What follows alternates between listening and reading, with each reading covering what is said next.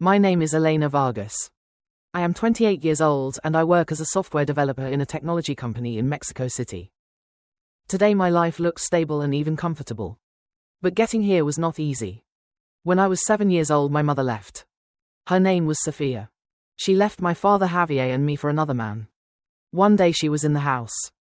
The next day she was packing clothes into suitcases. The divorce was quick and painful. My mother told the judge she did not want to take care of me. She said it was best that I stayed with my father. She asked for no visits, no shared time, nothing. She only wanted to leave. My father could have asked for child support. Any lawyer would have recommended it. But he did not. I suppose it was pride, tiredness, or his way of carrying everything without saying a word. He thought he could manage alone and he barely did, but he did. After the divorce, my mother disappeared almost completely. She moved to another city, got married to the man she left us for, and a few years later had a son named Alejandro. I learned this from my Aunt Valeria, the older sister of my mother. She never agreed with what Sophia did. Unlike my mother, my aunt stayed close. She talked with my father, asked about me, and visited when she could. My mother never called to know if I was sick. She never attended a school meeting. She never saw me in a festival. The only thing that arrived from her was a birthday card once a year, always with dry phrases that seemed written out of obligation. I hope you are well. With love, Mom. That was all. My father had a small eatery in Toluca. He served daily meals, coffee, sweet bread, sandwiches, whatever sold that day. The place was clean and loved by regular customers, but it barely made money. On a good day, after paying supplies, gas, electricity, rent, and salaries, he was left with about 2,000 pesos. Sometimes less, sometimes nothing. We lived behind on rent. There was always an overdue bill on the table. I ate at the eatery almost every day. We ate what was left at the end: rice, beans, some stew, reheated soup. My father ate that too. He never complained. He only said, "While we have something hot, we are fine." But I knew we were not fine. When I turned 13, I started working. First, I took care of neighbor children in the afternoons. Then I got a job arranging merchandise in a store near the house. Everything I earned I gave to my father. At 14, my Aunt Valeria did something that changed my life. She gave me a laptop. It was not new, but to me it felt like a treasure. She also paid for programming courses so I could learn from zero. It turned out I was good at it, very good. I liked that everything had logic, that if you understood the rules you could build something from nothing. My father encouraged me. Learn everything you can, Elena. Knowledge never gets in the way. I joined a programming group at school. I spent every free moment writing code. In high school I studied as if my life depended on it, because in a way it did. I earned a full scholarship to study computer systems engineering.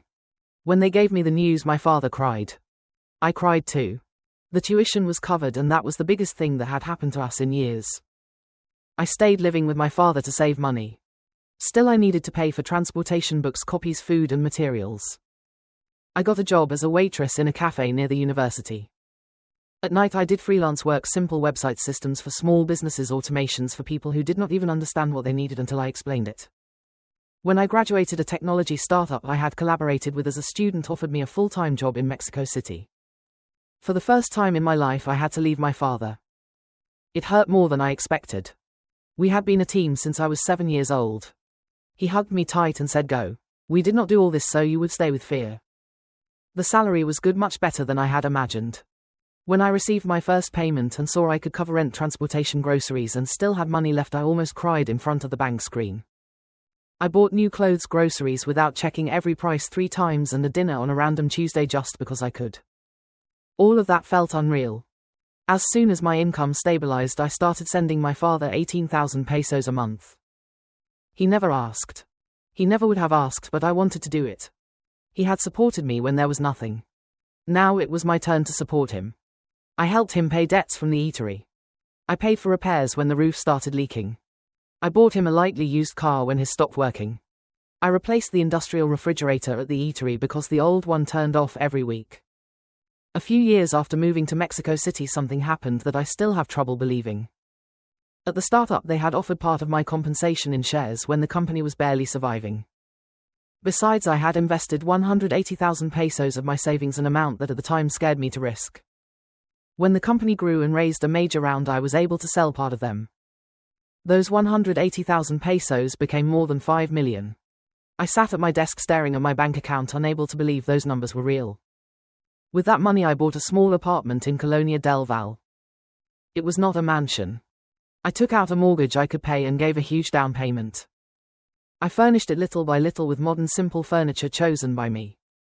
Everything was the result of years without sleeping well, without spending extra, without giving up.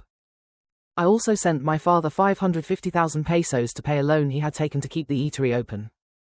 When we did a video call after he paid the debt, he could not speak at first. He only covered his face with one hand. "I am proud of you, daughter," he said. At last. I cried too. We had survived. One October afternoon shortly after 7, someone knocked on the door of my apartment. I was finishing a work report and was not expecting visitors. They had called from reception when I heard my mother's name. I was so disconcerted that I authorized entry without thinking well. I looked through the peephole and felt my body freeze. It was my mother. She stood in front of my door with a tall, thin boy glued to his phone. He had headphones on and a face of annoyance. I opened but said nothing. "Elena," said my mother, smiling as if we had just seen each other last week. Surprise. I looked at her. She had more wrinkles. Her hair dyed light brown and an expensive bag hanging from her arm. But her eyes were the same cold when she stopped smiling. She touched my arm as if she still had the right. I took a step back. "This is Alejandro," she said, pointing to the boy. "Your brother." Alejandro barely looked up from his phone. "Hi," he murmured without enthusiasm. "How did you find me?" I asked. "Your Aunt Valeria gave me your address," my mother answered. "I told her I wanted to see you, that I wanted to fix things." I swallowed hard. "We just moved to Mexico City," she added. "I thought it would be nice to be close to you." I did not know what to say. A part of me wanted to close the door, another part wanted to understand why she had returned. I stepped aside and let them in. We sat in the living room. My mother looked at everything with too much attention: the furniture, the lamps, the paintings, the view from the window, the computer on my desk. She looked at some photos but did not ask about any memories. She only observed my house as if she were calculating how much it was worth. "You have done very well," she said. "I am very proud of you." I felt a knot in my throat, but from rage. She kept talking. She told me she had missed me a lot, that she thought about me all the time, that life had been complicated, that family was the most important thing. Pretty words but empty. I nodded but did not believe her at all. Then she got to the point. "Alejandro is going to enter university soon," she said. "He wants to study something in technology like you. Software engineering, systems, something like that. We found a very good private university, but it is expensive. Between enrollment, tuition and expenses we need about 1,200,000 pesos." I stayed motionless. It would be around 35,000 pesos per month plus enrollment, materials and other expenses. She continued, "You can do it." I felt as if someone had hit me in the stomach. Before I could respond, Alejandro looked up from his phone. "To earn well, your apartment is small," he said. "And your car is very ordinary. Honestly, you live kinda boring." I looked at him without blinking. He said it as if it were a fact, as if I owed him an explanation about my life, my decisions, my house, my money. "I need time to think," I said. My mother smiled. "Of course, daughter. Take all the time you need." They left a few minutes later. When I closed the door, I stood in the entrance without moving. 21 years of silence. And now this. I called my father. "She came here," I told him as soon as he answered. "Mom showed up at my apartment." On the other side there was silence. Then he asked, what did she want? Money for Alejandro's university. More than 1 million pesos. There was another pause. "You owe her nothing, daughter," he said carefully. "But the decision has to be yours.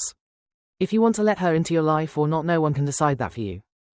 After hanging up, I called my Aunt Valeria. "Why did you give her my address?" I asked. "Elena," she said, worried. "Your mother called me crying. She told me she wanted to get close to you again, ask for forgiveness, fix what she did." I thought maybe she had changed. "Forgive me, I should not have taken it for granted." "I am not angry with you," I told her. And it was true. She had been wrong for wanting to believe something good about her sister, not out of bad intention. The next morning my phone rang.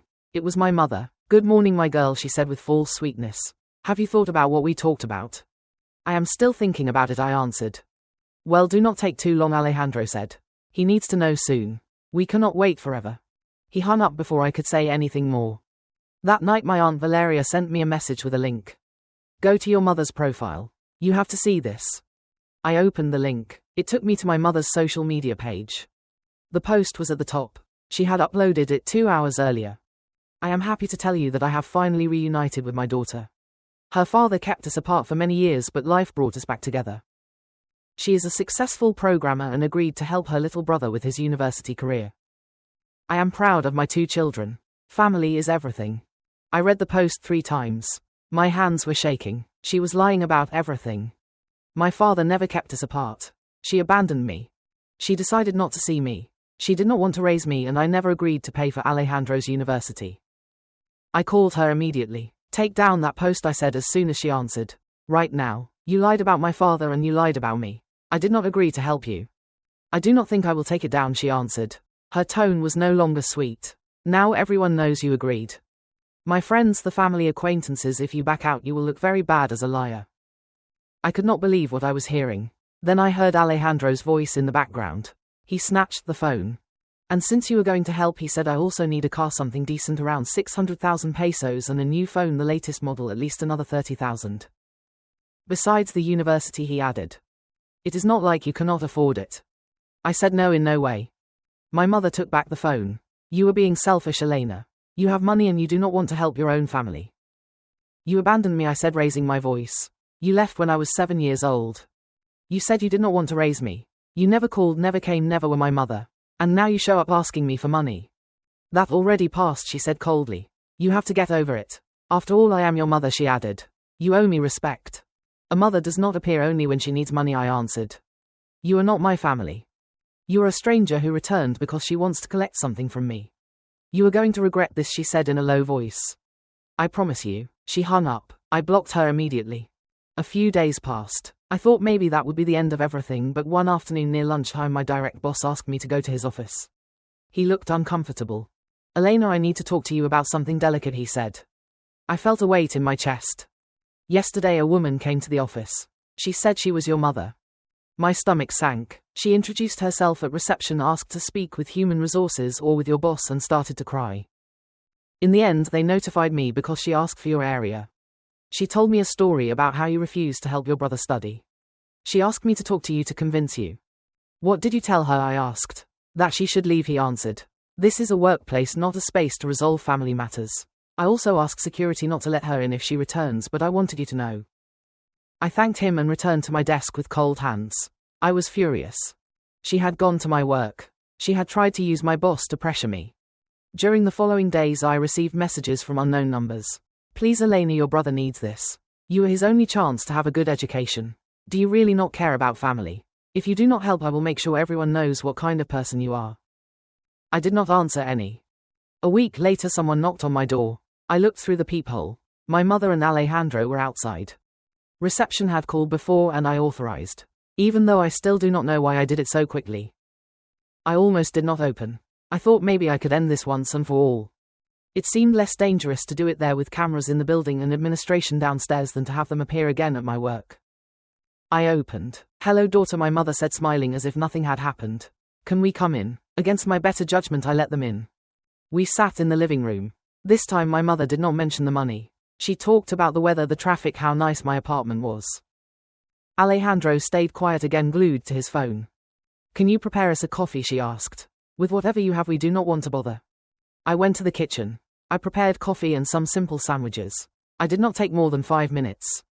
I had left my laptop on the desk because I was working before they arrived. It was in sleep mode and touching it could open without asking for a password because not enough time had passed. When I returned, Alejandro was sitting at my desk. My laptop was open in front of him. I ran toward him and took the computer. What are you doing? I demanded. Nothing, he said, raising his hands. I was just looking. I saw a small USB drive next to the mouse. He tried to take it, but I was faster. Get out, I said. Both of you get out of my apartment right now. My mother put on an offended face. Elena, you do not have to treat us like this. Get out, I repeated. They left, acting as if I had insulted them. When I closed the door, I went straight to my desk. Something felt wrong. I opened my security program and did a complete system check. It took almost 20 minutes. When it finished, the results left me frozen. There was a Keylogger installed, a program designed to save everything I typed: passwords, bank access, emails, messages, everything. The installation had been done a few minutes earlier, exactly when Alejandro was sitting at my desk. It also appeared as a recent installation from an external device. I am a programmer. Tracking that kind of thing is not new for me. I do not know if he brought it prepared or if he just ran something from the USB drive, but the log marked exactly those minutes. I found files, strange permissions and changes that were not there before. I deleted everything. Then I changed my passwords, activated additional verifications and closed sessions on all devices. First I called my lawyer. His name was Javier Hernandez. He had helped me with the purchase of my apartment and I trusted him. I need to request protection measures, I told him. Tell me everything, he answered, and I told him. Javier acted quickly. He accompanied me to file the complaint and requested provisional measures. That same day I gave him the report from my laptop with dates, times and evidence of what Alejandro had installed. I also sent him screenshots of all my mother's messages, the money demands, the threats, the post where she lied about my father. All this is more than enough, he told me. There is harassment, economic pressure and an attempt to access your financial information. The provisional measures came out soon. Sofia and Alejandro could not contact me or approach my house or my work while the case was reviewed. The hearing to ratify them was scheduled for 3 weeks later. In that time I changed my routines. I notified the building administration and security at my work received their names. At the hearing, Javier presented all the computer analysis, the messages, the post, the visit to my work, the complete timeline. My mother and Alejandro were on the other side with their own lawyer. My mother avoided looking at me. Alejandro had the same annoyed face as always. The authority reviewed the evidence carefully, then looked at Alejandro. Installing a program to log passwords and access financial information is not a prank, he said. It is a serious matter. My mother's lawyer tried to say it had all been a misunderstanding, that Alejandro was very young, that he did not know what he was doing, that he had only touched the computer out of curiosity. Alejandro is 18 years old, the authority answered. He is already of legal age. The measures were ratified. My mother and Alejandro could not contact me by any means, nor approach my house nor my work.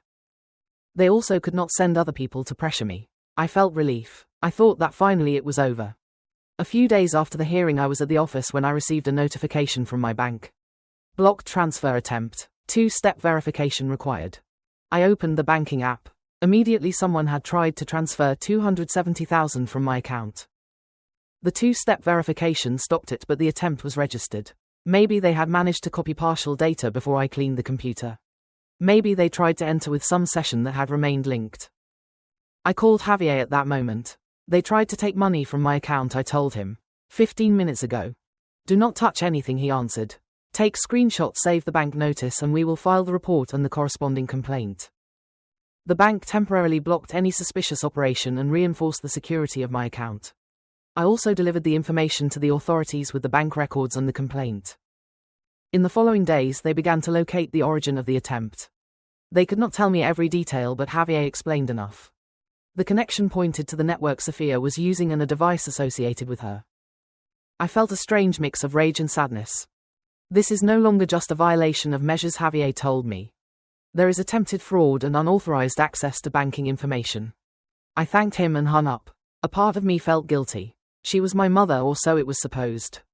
But then I remembered everything, how she abandoned me, how she lied about my father, how she tried to manipulate me, how she let Alejandro install a spyware program on my computer, how they tried to steal from me. She had provoked it. A few months passed. My mother did not go to preventive prison, but she remained subject to process and strict conditions. Alejandro did not get away clean either. He did not enter the private university he wanted. According to my aunt Valeria, the two left Mexico City shortly after. No one knew exactly where. I did not ask, I did not want to know, I only wanted him to disappear from my life. I asked for a few days off at work. I needed to stop feeling that every unknown call was a threat. I returned to Toluca with my father. The eatery was doing better than ever. The money I had sent him over the years allowed him to pay debts, fix the place, change equipment, and hire 2 more people. That week we had dinner together every night, sometimes at the eatery when it closed, sometimes at home with simple food and coffee. One night while we were washing the dishes, my father stayed looking at me. I am proud of you, he said. Not only for what you have achieved, but also for how you faced your mother. I wiped my hands with a towel. There were moments when I felt like a bad person, I confessed. You are not, he answered. Setting boundaries does not make you a bad daughter, it lets you live. I also visited my aunt Valeria. She lived in Metepec. I left early to avoid the worst traffic, but still the road was heavy leaving Toluca. We sat in her kitchen as always, drinking coffee. She looked tired. I need to tell you something, she said. What happened with your mother? I felt my body tense. She called me a few months ago. Before everything legal with you, she told me she was sick, that she needed 180,000 pesos for studies, consultations and a supposed treatment. I closed my eyes for a second. Did you give them to her? I said. My aunt looked down. Yes, she gave me pity. She is my sister Elena. I thought she really needed it. Let me guess, I said. She was not sick. My aunt shook her head. After what happened with you, I confronted her. At first she denied it. Then she admitted she had lied. She said she needed the money for something else, but she did not want to say what. No. When I asked her, she stopped answering me. Then she blocked my number. I stretched my hand across the table and took hers. I am very sorry, Aunt. Do not be sorry, she said. I also wanted to believe her, but this made me make a decision. I thought about it for weeks. I talked with my lawyer and changed my will. She stood up and walked to a drawer. She took out some papers and put them on the table. When I am gone, everything I have will be for you. The house, my savings, everything. I already arranged that Sophia cannot touch anything. Alejandro neither. I felt my eyes fill with tears. Aunt, you did not have to do that. Yes, I did, she answered. You are the one who was there, you and Javier. That is my family. I stood up and hugged her. We cried a little, both of us, without saying much. When I returned to Mexico City, I started therapy. I had thought about it for a long time but always postponed it. I said I did not have time, that I was fine, that I could handle it alone. The truth was I was not that fine. My therapist was Dr. Martinez. In the first session I could barely speak. Then I let things out little by little, my mother, the abandonment, the guilt, the fear, and that constant need to prove I was worth it. Little by little I stopped thinking I had to pay an emotional debt I never contracted. I was doing well. My salary had increased, my investments kept growing, and I did not live only from that startup gain. I did not have exaggerated luxuries, but I had security. And for someone who grew up counting every peso, having security was already resting. I decided to share part of that. I found a foundation that supported young people from low-resource families with scholarships, courses and mentoring. I donated 500,000 pesos. When the foundation director called me to thank me, I told her the truth. I know what it is to work and study at the same time. I know what it is to wonder if one day you will get out of there. My aunt gave me a laptop when I had nothing. I want to do something similar for others.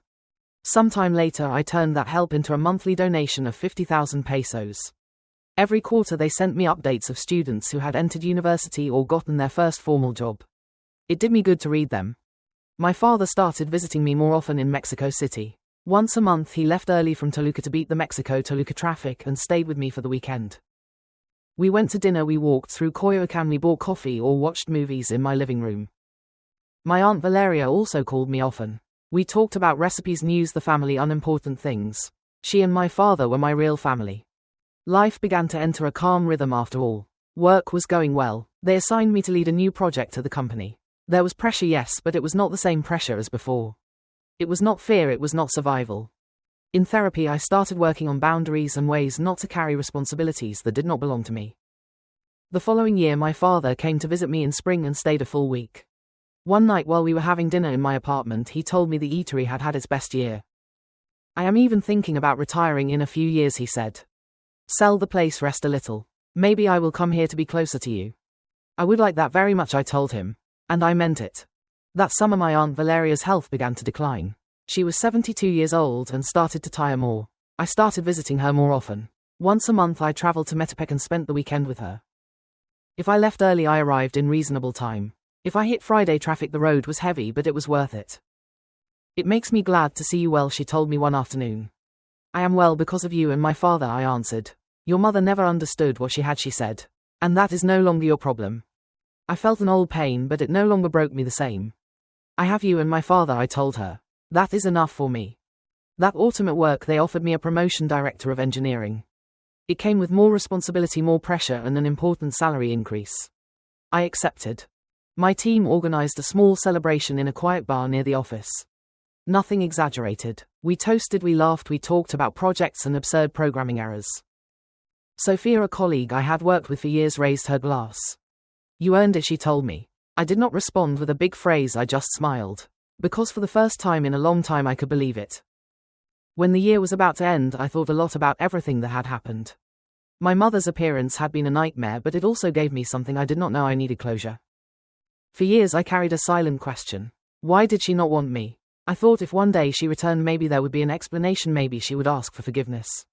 Maybe I could understand something. But when she returned, she did not come for me, she came for my money. And although that hurt, it also freed me. I no longer had to imagine a mother who did not exist. I no longer had to wait for an apology. I no longer had to earn the love of someone who had decided not to give it. I did not hear more about Sofia and Alejandro. I heard through comments from third parties that they had gone south, perhaps to Puebla or Veracruz, but I never confirmed it. Honestly, I did not care. They were out of my life. I continued with therapy. Every session helped me look at my story without shame. I was not an abandoned girl trying to prove she deserved to stay. I was an adult woman capable of choosing who entered her life and who did not. The foundation kept sending me stories of scholarship students. I kept some letters in a wooden box inside my closet. I thought about my Aunt Valeria, about that laptop she gave me when I was 14, about how a single act of trust can change a person's life. She saw something in me before I could see it. She gave me a tool, but she also gave me an idea that my future could be bigger than my present. My investments continued well, but money had never been the final dream. The dream was tranquility, freedom, and the ability to give back a little of what I received. And I already had that. One December night, I was sitting in my apartment looking at the lights of the buildings and the traffic on the avenues. There were distant horns, lighted windows, people returning home. For the first time in a long time, I did not feel I had to run. I did not have to prove anything. I did not have to answer to anyone who hurt me. I did not have to buy the love of a mother who decided to leave. I understood it when Sofia sat in my living room. She looked at what I had built without her and turned it into an account to pay. I understood it when she lied on social media, when she went to my work, when Alejandro touched my computer to take advantage of my effort. Having the same blood did not make Sofia a mother, and being her daughter did not oblige me to leave the door open. My house, my money, my work, and my life were not a pending debt with someone who decided to abandon me. My life was mine, and no one was going to take that from me. Not Sofia, not Alejandro, not anyone. Thank you for listening to today's story. Don't forget to like, share, and subscribe to support the channel. See you in the next story.